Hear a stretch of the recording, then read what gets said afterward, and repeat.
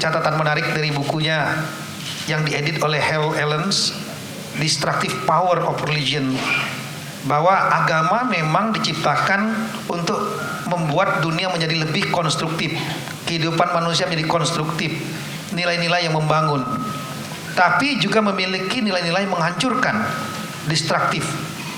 Ketika agama itu kemudian digunakan untuk dalam pertarungan politik, ketika masuk dalam pertarungan politik menggunakan identitas keagamaan, in the name of religion, in the name of God, boleh membunuh yang lain. Seperti yang disampaikan, saya menangani mungkin 1000 lebih, dah saya interview, sama saja pemikiran teman-teman saudara-saudara kita yang ditangkap di sini, yang ditangkap di Malaysia, yang ditangkap di Guantanamo. Pemikiran, konsep-konsep pemikiran mereka hampir sama, atas nama Tuhan membunuh yang lain. Nah, saya melihat bahwa apa yang terjadi saat ini adalah resiko dari politik internasional ini. Apa yang terjadi sekarang ini, meledak di Perancis, meledak di mana-mana, ini karena adanya problem di Timur Tengah, problem di dunia Islam. Semua harus berusaha menghentikan, membuat tempat itu damai. Kalau tempat itu damai, maka semua sumber masalahnya bisa selesai. Tapi kalau terjadi konflik itu terus terjadi di dunia Islam itu terus terjadi, maka tempat lain akan menjadi spillover, akan terjadi tumpahan-tumpahan permasalahan. Apa yang terjadi di Indonesia juga tidak lepas dari konflik yang ada di dunia Islam itu. Apalagi yang kasus Syria akan lebih sulit lagi. Kasus Al-Qaeda mungkin lebih gampang, karena antara big power Amerika dan Rusia, mereka memiliki satu persepsi yang sama, bahwa Al-Qaeda adalah common enemy. Al-Qaeda menyerang Amerika, WTC dan lain-lain, menyerang juga Moskow dengan Ceknyanya. Nah, Al-Qaeda bisa selesaikan waktu 10 tahun. Tapi ISIS ini agak beda nih. Dia berada pada situasi di mana big power memiliki agenda politik yang berbeda. Pemerintah Assad di backup oleh Rusia, sementara rebel grupnya di backup oleh Amerika. Kita lihat kemarin Amerika mengirim 50 Tomahawk ke Syria. Pasti Rusia akan nggak happy dengan itu. Ini akan panjang.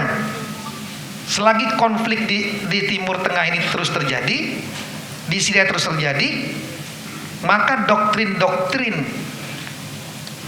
konsep ummah tadi, doktrin yang disebut Salafi Jihadi, yaitu to re-establish the glory of Islam during the Salaf time by the way of jihad qital.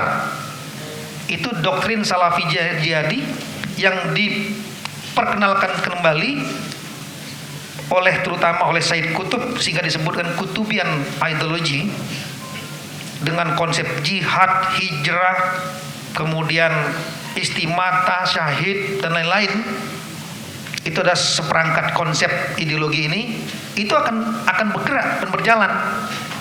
Mereka menganggap bahwa ini peradaban Islam sedang ditekan.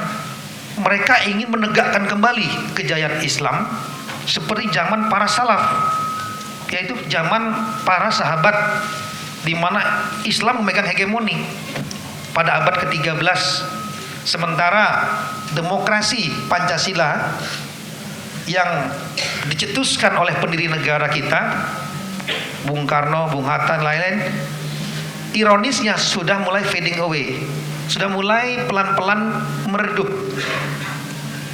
Kita melihat banyak sekali sekolah-sekolah, madrasah mungkin yang tidak mengadopsi lagi nilai-nilai ini, tidak memperkenalkan konsep-konsep ini. Nah, padahal pada saat negara kita, bangsa Indonesia ini berdiri, kalau saya mulai mungkin kebangkitan nasional 1908, tapi momentum terpenting adalah 1928 saya kira, yaitu Sumpah Pemuda. Mereka menafikan semua perbedaan-perbedaan yang ada.